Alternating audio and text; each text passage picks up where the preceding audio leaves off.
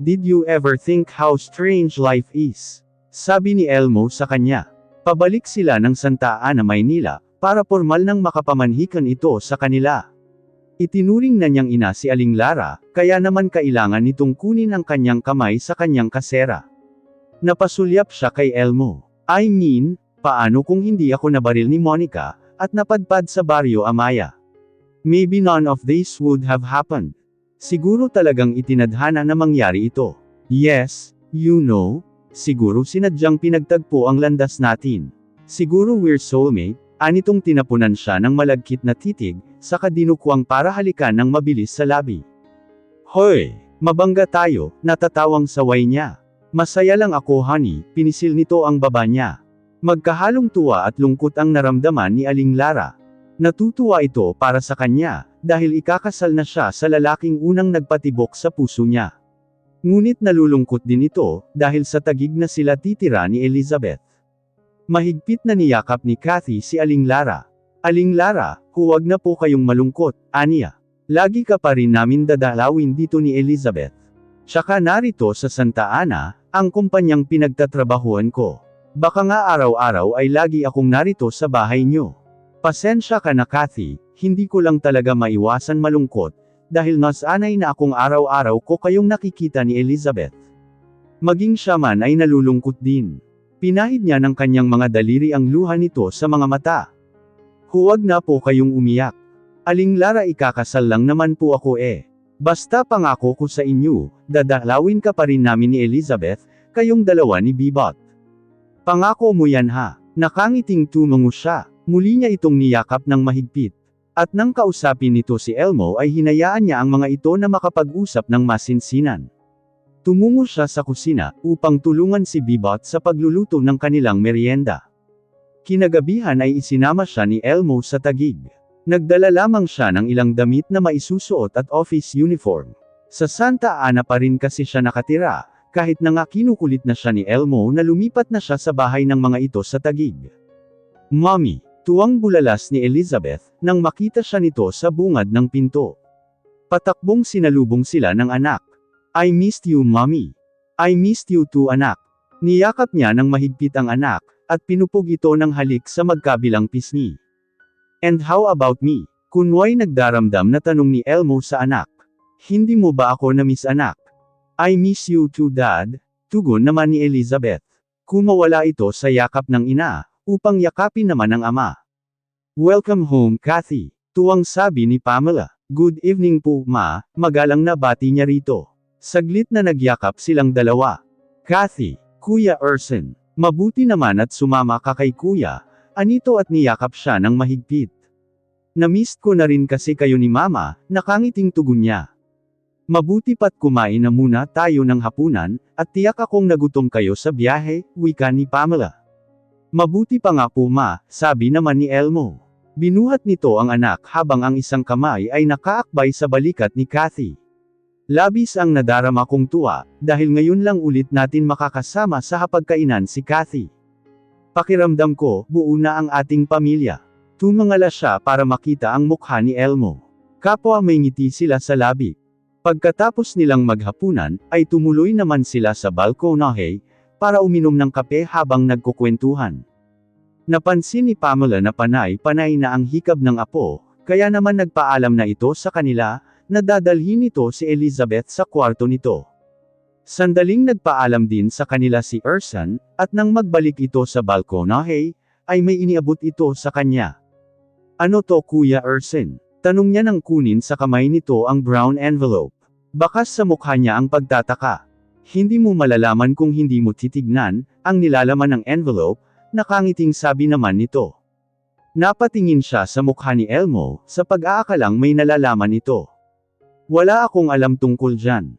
Maagap na sabi ni Elmo, nang makuha nito ang nais ipahiwatig ng kanyang tingin.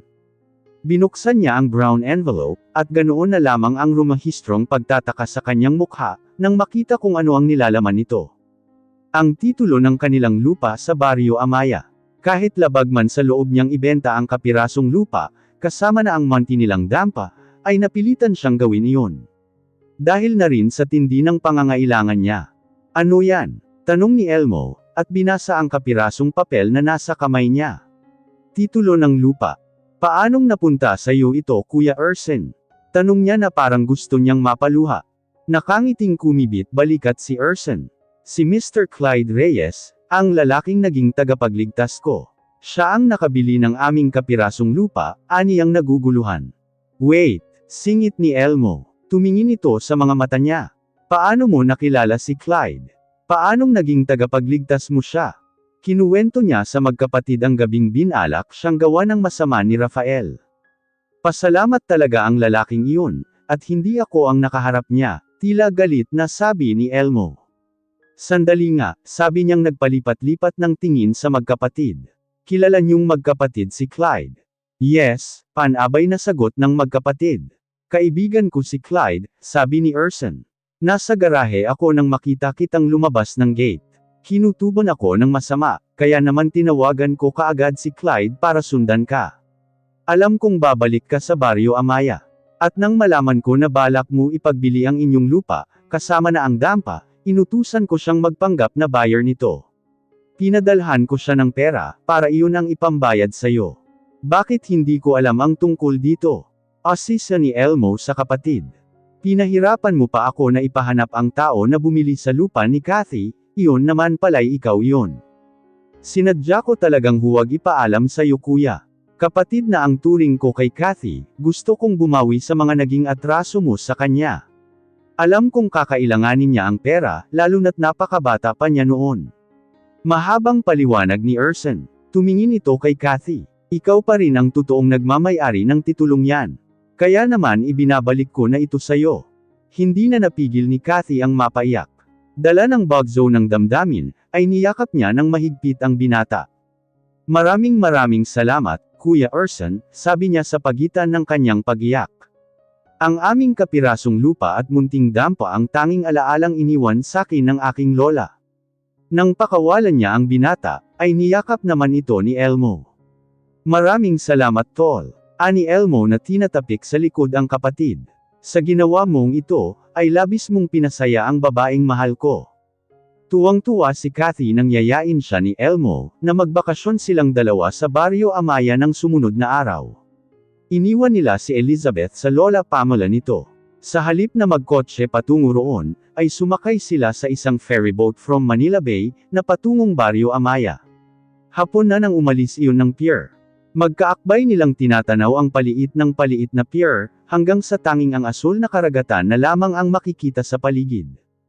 Totoo nga ang alamat ng aming ninuno, sabi ni Elmo sa kanya, kasabay ng pagpisil sa kanyang balikat. Parang nabanggit na sakin minsan ng kapatid mo, ang tungkol sa alamat ng inyong ninuno. Humilig siya sa balikat nito. Ngunit hindi ko na maalala kung anong alamat ang tinutukoy niya. Ipapaalala ko sa iyo honey. Muling pinisil ni Elmo ang balikat niya. Pinagmamasdan nila ang mumunting alon sa dagat na tila sumasayaw. Ang mga lalaking Fuentevilla sa aming pamilya, lahat ng mga nagiging asawa nila ay may kinalaman ng dagat. Hindi lingid sa kaalaman mo na magkapatid ang aming ama ni Prince Fuentevilla. Ang pinsan mong doktor. Isang beses ko pa lang siya nakita, noong nagpaplano pa lang sila ng kasal ng nobya niyang si Carmela. Tumango naman ito. Apelyido lang ni Mama ang ginagamit namin ni Urson, pero isa rin kaming Fuentevilla. Pagpapatuloy nito, marahil ay ikaw ang babaeng ibinigay sakin ng dagat. Ikaw ang nakatadhanang maging asawa ko. Si Prince, siya ang nakakita sa misis niya na inanod ng dagat. Samantalang ako, ikaw ang nakakita sakin sa dalampasigan. Magkaiba man ang pangyayari, pero iisa lang ang dahilan. Ang ipaglapit kami ng dagat sa mga babaeng nakatadhana na aming maging asawa. Niyakap niya ito. Hinalik-halikan naman nito ang kanyang ulo. Sana nga ay ako na talaga ang nakatadhana para sa iyo. Honey, mahal na mahal kita. Kaya walang dahilan para pagdudahan mo ang iyong sarili, masuyong sabi nito sa kanya. Hindi muna tayo tutuloy sa Barrio Amaya ha. Bakit? Pupunta muna tayo sa Destiny Island. Mauuna ang isla bago ang Barrio Amaya. Destiny Island. Yes honey, anito. Pagmamay-ari yun ng aming ninuno na pinamana ni Lolo Manuel kay Lolo Roque, na pinamana naman ni Lolo Roque kay Tito Fernand, ang ama ni Prince. Kaya naman si Prince, ang bagong tagapagmana ng isla. Ngunit ang isla ay bukas, sa lahat ng pamilya Fuentevilla.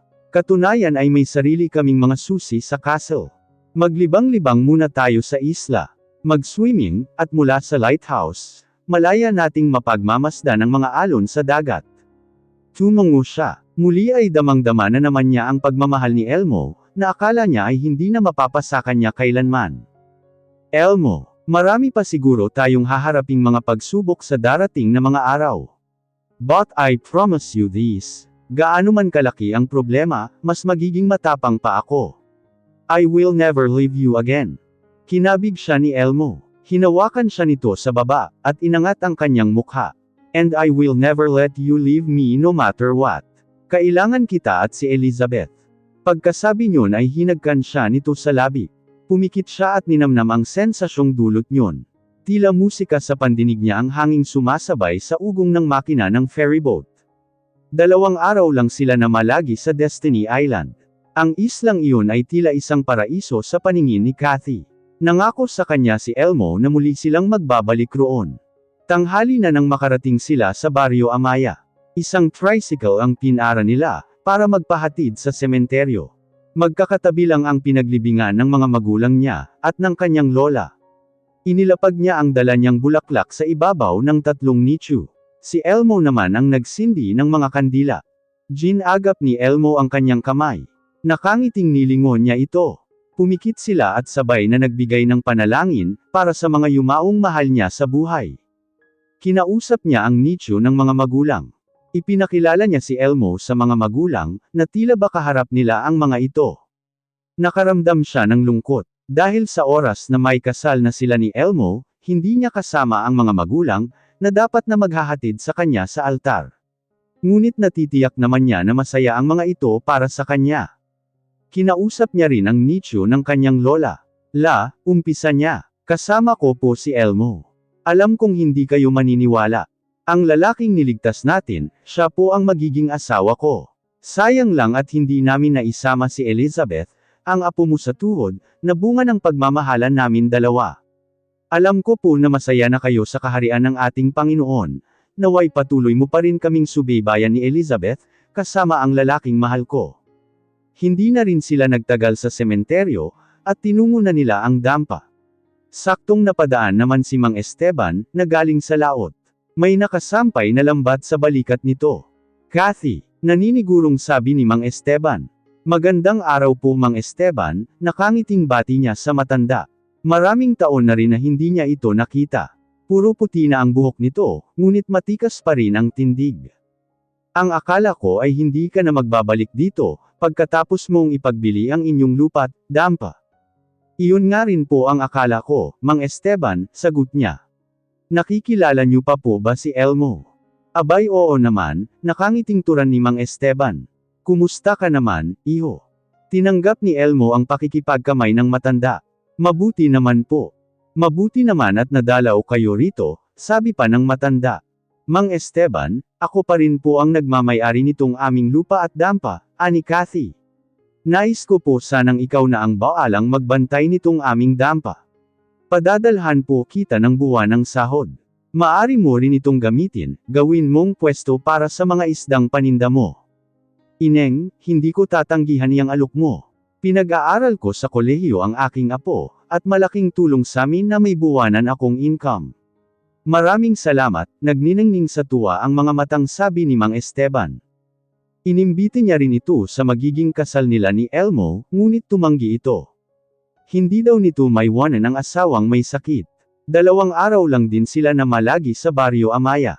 Nag-eroplano sila pabalik sa Maynila. Nag-check-in sina Kathy at Elmo sa isang hotel sa Pasay. Nag-dinner sila sa restaurant ng hotel. Labis na natuwa si Kathy nang makita ang 3 pulang rosas na nakapatong sa mesa. Dinampot ni Elmo ang mga rosas at ibinigay sa kanya. Kinikilig naman siyang inamoy ang talulot ng mga ito. Pagkatapos mag-dinner, ay nagyaya na si Elmo sa kanilang silid. Nagpaunlak siya, tutal ay gusto na niya itong masolo. Magkahawak kamay at panay ang bulungan nila ng sweet nothing sa isa't isa, habang binabaybay ang pasilyo patungo sa kanilang silid. Pagdating nila sa tapat ng pinto, kaagad nito yung sinusyon. Pinigil siya nito sa aktong papasok na. Binuhat siya nito patungo sa kama, na tila sila bagong kasal, at iyon ang unang gabi nila bilang mag-asawa. Kinabukasan ay maghapon silang namasyal, at namili ng mga pasalubong. Sa pagdaan nila sa isang jewelry shop, ay may nakita si Elmo na ternong pearl necklace at earrings. Tinanong nito sa sales lady kung magkano iyon. Nalula si Kathy sa presyong binanggit ng babae. Ngunit ni hindi kumurap si Elmo nang sabihing, "I like it for my future wife. We'll take it." Sa hotel ulit sila nagpalipas ng gabi pagkatapos mag-bar hopping. Kinabukasan ay tumuloy na sila sa Taguig. Dumating ang araw na pinakahihintay ni Kathy. Ginanap ang kasal nina Kathy at Elmo sa Serendipity Church.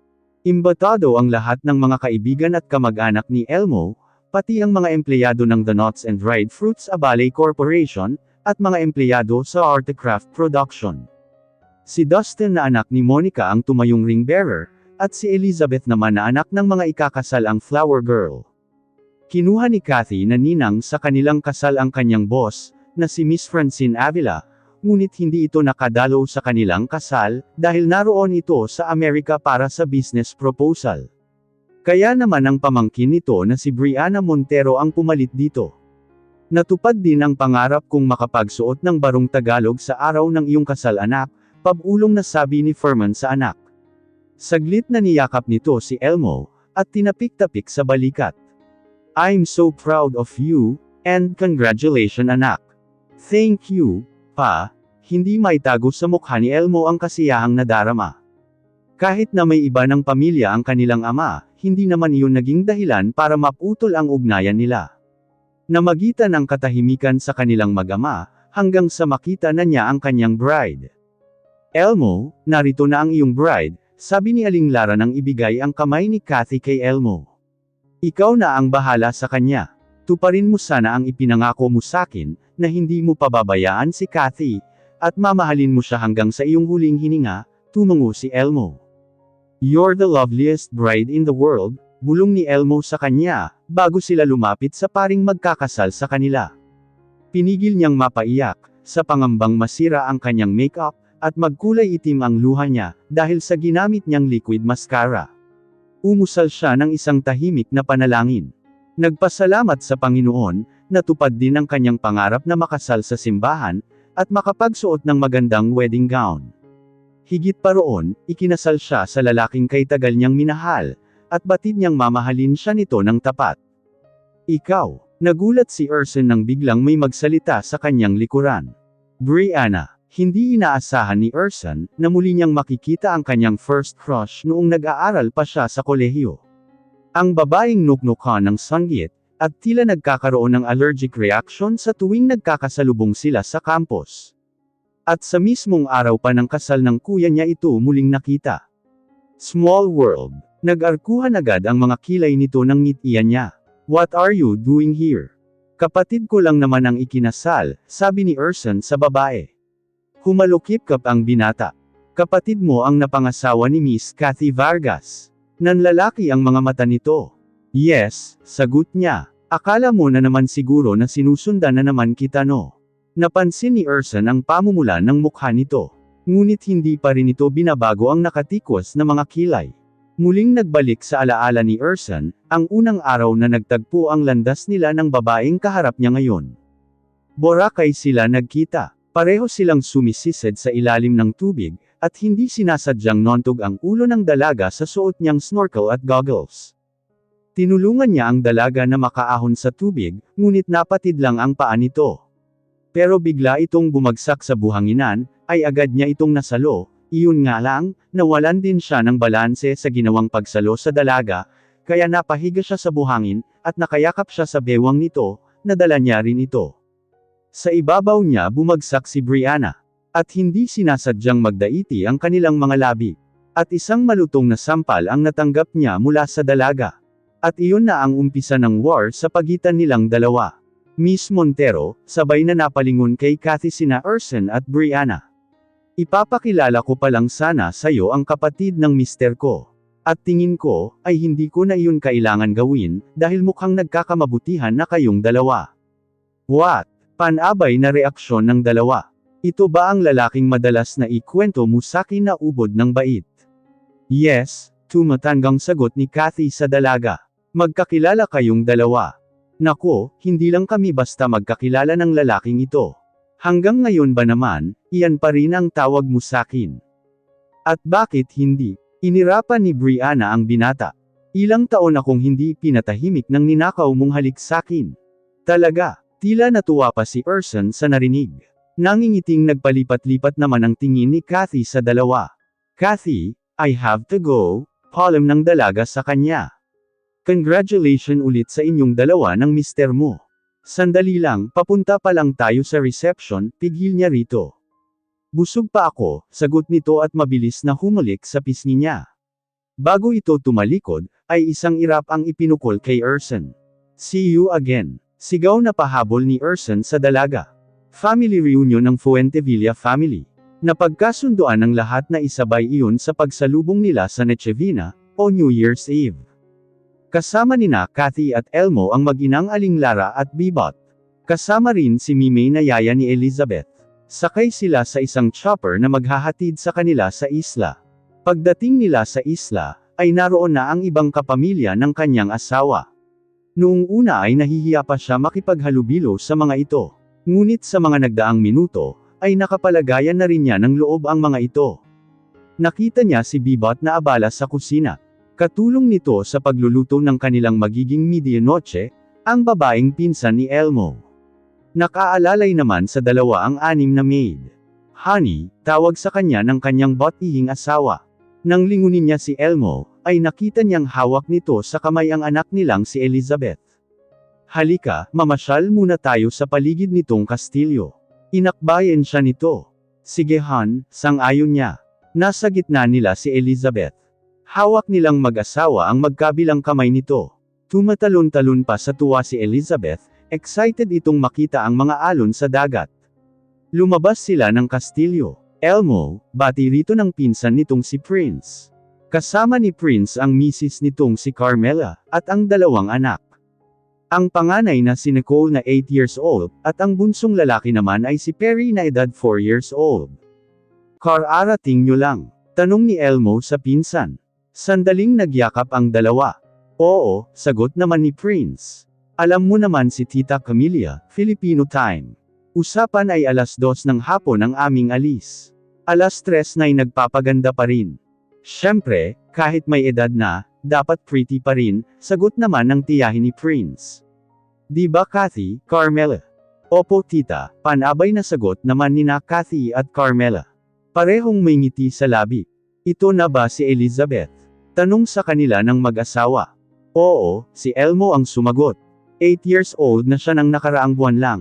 Magkasing edad lang pala sila ng panganay namin, pinalapit ni Prince ang mga anak nito kay Elizabeth. Siya ang anak ng Tito Elmo nyo. Second cousin nyo si Elizabeth. Hi! Bati naman ng mga bata kay Elizabeth. Hello! Masiglang ganti naman ni Elizabeth. Hinhila nito ang dulo ng t-shirt ng ama. Daddy, can I play with them? Later anak, sagot naman ni Elmo. Kararating lang ng mga pinsan mo, kaya pagpahingahin muna natin sila. Mommy, maglalaro kami mamaya ni Elizabeth ha. Paalam naman ng batang si Nicole sa ina nito. Oo naman anak, inakbayan ni Carmela ang anak. Si Urson, narito na rin ba sa isla? Tanong ni Prince kay Elmo. Oo, naroon siya sa sala. Kausap niya ang iba nating kapamilya. Ganoon ba, ani Prince? Paano, papasok na kami sa loob ng kastilyo. Maiwa na muna namin kayo rito. Sige, kanina pa nga kayo hinahanap ni Papa. Naglakad-lakad nga silang tatlo sa paligid. Tuwang-tuwa naman si Elizabeth sa tuwing nakikita nito ang paparating na alon sa dagat. Niyakap siya ni Elmo mula sa kanyang likuran. Hanggang ngayon, parang hirap pa rin akong paniwalaan na isang pamilya na tayo, wika ni Kathy. Hinaplos niya ang braso ng asawa. Naramdaman ko rin yan noon. Sabi naman ni Elmo, do you know that I had a hard time trying to figure out what type of a girl you were? You're like a puzzle that's hard to solve. Para ka pa kasing nene noon nang sabihin mo sakin na mahal mo ako. Pinong kinurot niya sa braso ang asawa. Pero na-solve mo naman. Tumango ito. Alam ko na kung anong tipo ng babae ka. Ano? Nakangiting tanong niya, kahit na nakatalikod siya rito. You're the type of girl every guy want to keep forever. The girl every guy wants to see every morning of his life. That you are the one I want to spend my remaining 50 years with. Oh, kinikilig niyang sabi. Mula nang ikinasal tayo, araw-araw mo na akong pinakikilig. Ang lakas ng tawa nito. Hindi na siya nakapagpigil pa. Humarap siya rito, at ikanawit ang mga braso niya sa leeg nito, kapag kuwan ay tumingkayad siya, at ginawaran ito ng halik sa mga labi. I love you, bulong nito sa kanya. Ngumiti siya ng maluwang. Mas nauna kitang minahal. Yumuko si Elmo at sa pagkakataong iyon, ay isang makapugtong hiningang halik ang iginawad nito kay Kathy.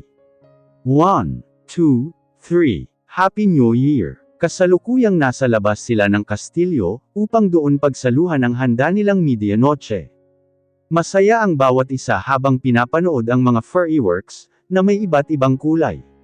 Binati nila ang bawat isa. Aray, napahawak si Kathy sa kanyang tiyan. Honey, mangganganak na yata ako. January 4 ang due date na mangganganak na siya sa kanilang ikalawang supling. Ano, mangganganak ka na? May pag-aalalang tanong ni Aling Lara sa kanya. Opo, Aling Lara, namilipit na siya sa sobrang sakit ng balakang niya. Gusto rin yata ng aming baby boy na makita ang angkan na kanyang pinagmulan. Hindi naman sila nagpanik, dahil karamihan sa mga kapamilya ni Elmo, ay mga registered doctor. Saan ka pupunta? Nakangiwi ang bibig na tanong ni Kathy sa asawa. Ipapaalam ko lang sa kanila na mangganganak ka na honey, sagot naman nito. Mabilisan siyang hinalikan nito sa labi. Pipigilan pa sana niya ang asawa, pero mabilis na itong umalis, pagkatapos na ibilin siya kay Aling Lara at Mama Pamela. Mabilis naman na kinuha ni Elmo ang wireless microphone. My wife is going to give birth now, the new member of our family will be born. Pag-aanunsyo ni Elmo sa magandang balita sa kanyang kapamilya. Kahit na namililipit si Kathy sa sakit, ay nagawa niyang mapangiti sa ginawa ng kanyang asawa. Nang bumalik sa kinarurunan niya si Elmo, kasama na nito ang dalawang tiyahin na magpapaanak sa kanya. At mula sa silid na pinagdalhan kay Kathy, naroon din ang kanyang asawa. Pinapalakas nito ang kanyang loob, habang hinahaplos ang kanyang balakang. My son, huwag mo pahihirapan si mommy ha. Lumabas ka kaagad, hinalikan pa nito ang umbok ng kanyang tiyan. Pagkalipas ng 30 minuto, isinilang na ni Kathy ang kanilang baby boy. Iyak ng kanilang munting sanggol. Pinaliguan siya ng halik sa mukha ng kanyang asawa. Nakita niyang nagpahid ito ng luha sa mga mata. I love you, Maso, yung sabi ni Elmo sa kanya. Hinaplos nito ang pawisan niyang mukha. Thank you for your sacrifices as a woman wife, at pagiging ina sa ating mga anak. Thank you for giving me the chance to prove that I love you dearly. I love you too, hinalikan niya ang likod ng palad ng kanyang asawa. Sabay na napatingin sila sa bumukas na pinto. Ang panganay nilang si Elizabeth ang kanilang nakita, kasama ang Lola Pamela nito. Bakas sa magandang mukha nito ang pagkasabik na makita ang kapatid. Come here, tawag niya sa anak. Lumapit naman ito, at agad na hinaplos nito ang mapintog na pisngi ng kapatid. I love you, baby brother. Hinalikan siya sa labi ni Elmo. At nakangiting niyakap nilang mag-asawa ang kanilang mga anak. Larawan sila ng isang masayang pamilya.